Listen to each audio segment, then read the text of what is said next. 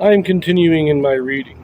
What I'm doing in this series is to read through the entire standard works of the Church of Jesus Christ of Latter-day Saints. This consists of the Bible, the Book of Mormon, the Doctrine and Covenants, and the Pearl of Great Price.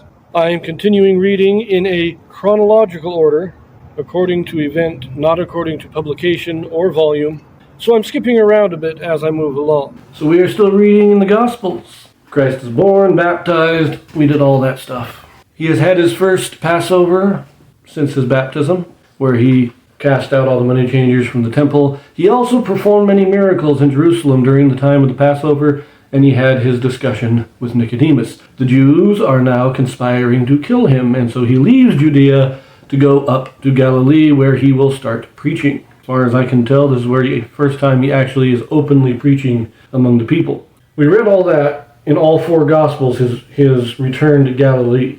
But according to John, he does something on the way. Remember that on his way, they stopped outside the town of Sychar, which is in Samaria, in the land that once belonged to the tribes of Ephraim and Manasseh. And he is sitting by a well, the well of Jacob.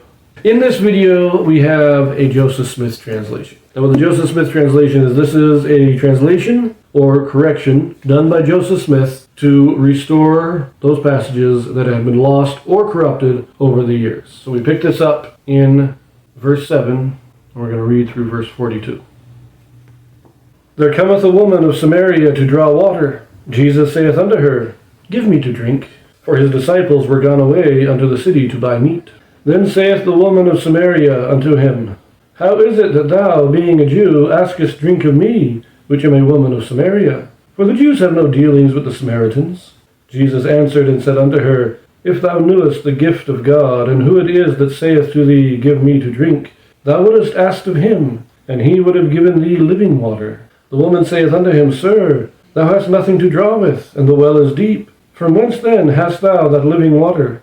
Art thou greater than our father Jacob, which gave us the well, and drank thereof himself, and his children, and his cattle? Jesus answered and said unto her, Whosoever drinketh of this water shall thirst again. But whosoever drinketh of the water that I will give him shall never thirst. But the water that I shall give him shall be in him a well of water springing up into everlasting life. The woman saith unto him, Sir, give me this water, that I thirst not, neither come hither to draw. Jesus saith unto her, Go, call thy husband, and come hither. The woman answered and said, I have no husband. Jesus said unto her, Thou hast well said, I have no husband. For thou hast had 5 husbands, and he whom thou now hast is not thy husband. In that saidst thou truly. The woman saith unto him, Sir, I perceive that thou art a prophet. Our fathers worshipped in this mountain, and ye say that in Jerusalem is the place where men ought to worship. Jesus saith unto her, Woman, believe me, the hour cometh when ye shall neither in this mountain, nor yet at Jerusalem, worship the Father. Ye worship ye know not what. We know what we worship, for salvation is of the Jews. But the hour cometh, and now is, when the true worshippers shall worship the Father in spirit and in truth. For the Father seeketh such to worship him. God is a spirit, and they that worship him must worship him in spirit and in truth. The woman saith unto him, I know that Messiah cometh, which is called Christ. When he come, he will tell us all things. Jesus saith unto her, I that speak unto thee am he. I love this story. I've always loved this. Remember, when Assyria conquered the northern kingdom of Israel, and they took all the people captive, they took most of them captive, and then they sent in migrants, they sent in their own people to settle the land. But they couldn't get on with it. They were having trouble. The animals were running rampant. They weren't growing anything. They had a drought. And the people said, we don't know how to worship the God of this land. And that's the problem. We can't appease the God of this land. And so the Assyrian rulers took some Israelite priests and sent them back down into the area to teach the new people, the people who had moved in, how to worship God. And this led to a mixed people.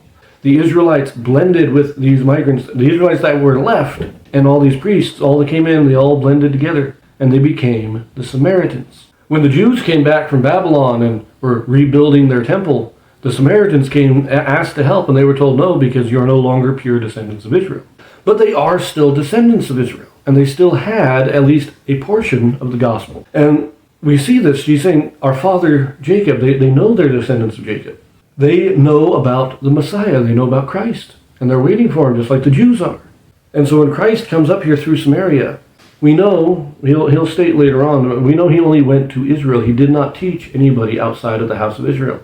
But he recognizes that the Samaritans are of Israel. As much as they are hated by the Jews, they are still of Israel. And I like the way he teaches her. Give me some water. And he just asks a very polite question. Can you get me some water? I'm a little thirsty. He doesn't have any way to get water out of the well, so he asks her to help him out. She's shocked by this, and it leads into this great discourse of the living water. Now, we do have that one verse where he says God is a spirit. That's the only verse in the entire Bible that makes that statement. And we will see when we get to the Joseph Smith translation that it is a mistranslated verse. That is not what that verse is supposed to say. But we will deal with that when we get to the Joseph Smith translation. Let us, right now, continue reading. We pick it up in verse 27.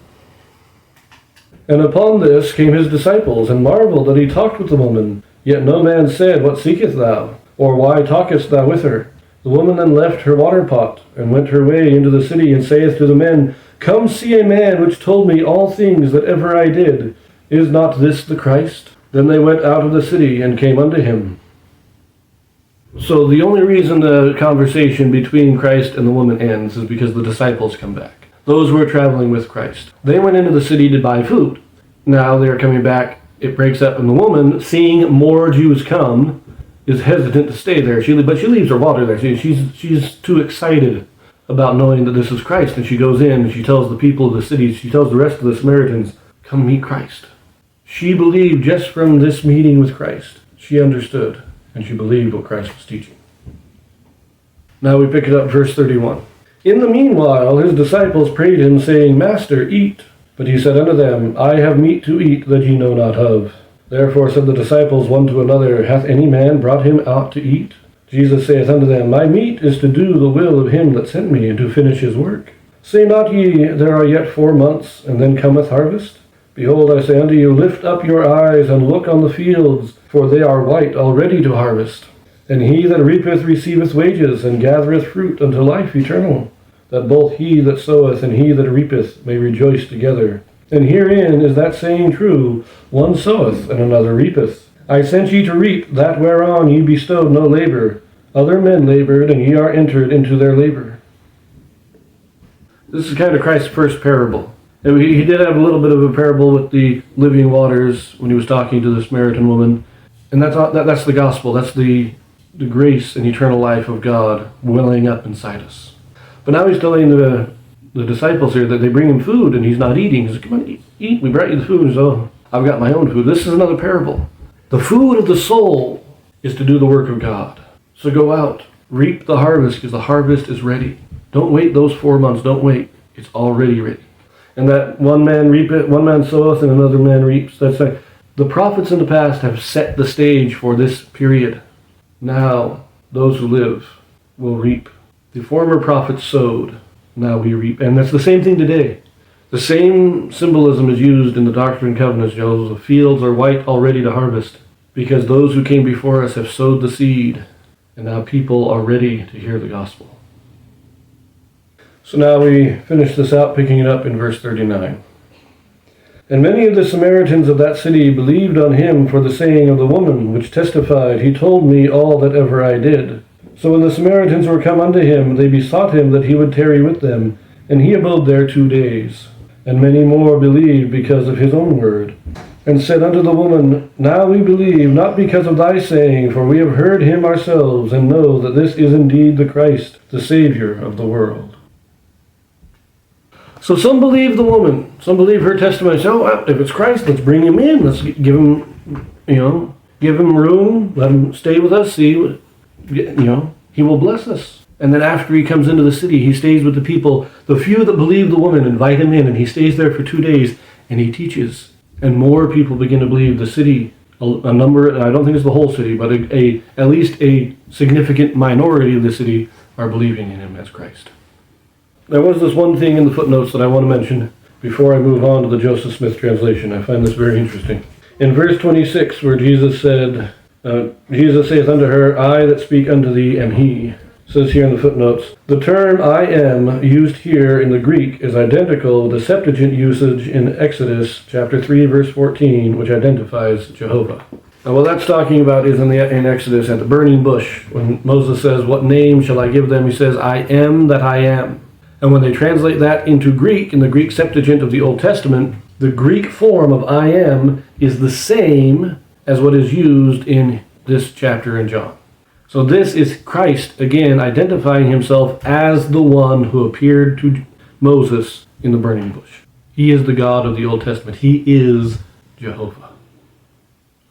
But now, let us look at the Joseph Smith translation.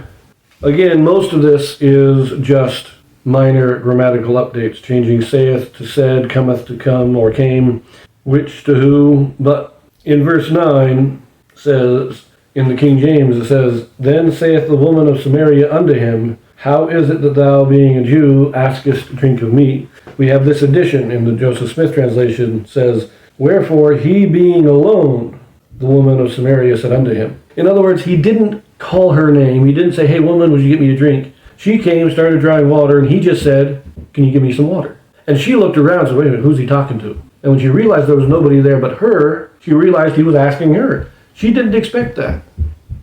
That's a nice little change there. Now, we go through most of this, and it's again just grammatical changes, changing drinketh to shall drink, all that stuff. But we get down to verse 24, and we get this significant alteration here, significant correction. Verse 24 states, "God is a spirit, and they that worship him must worship him in spirit and in truth." That's the King James. Joseph Smith renders it this way. "For unto such hath God promised his spirit, and they who worship him must worship in spirit and in truth." See, God is not a spirit. God has a physical body. Those who worship in truth are promised the Spirit of God, not that God is a spirit. In verse 26, instead of just saying, "I that speak unto thee am he," Joseph Smith has this, "I who speak unto thee am the Messiah." Verse 29 says, "Come see the man which told me all things that ever I did." Just a clarification or grammatical update. Told me all things I have ever done. Nothing important there. But we do have this in verse 38 in the King James, "I sent you to reap that whereon ye bestowed no labor. Other men labored, and ye are entered into their labor." We have this correction. "I have sent you to reap that whereon ye have bestowed no labor. The prophets have labored, and ye have entered into their labor." So it's like I said, we understood what he meant, but a very nice clarification. He's saying, look, the prophets who come before you, they have sowed the seeds. You are now reaping the harvest. Now we leave that there. This video is getting way too long, so I will see you in the next one where we will finish out chapter 4.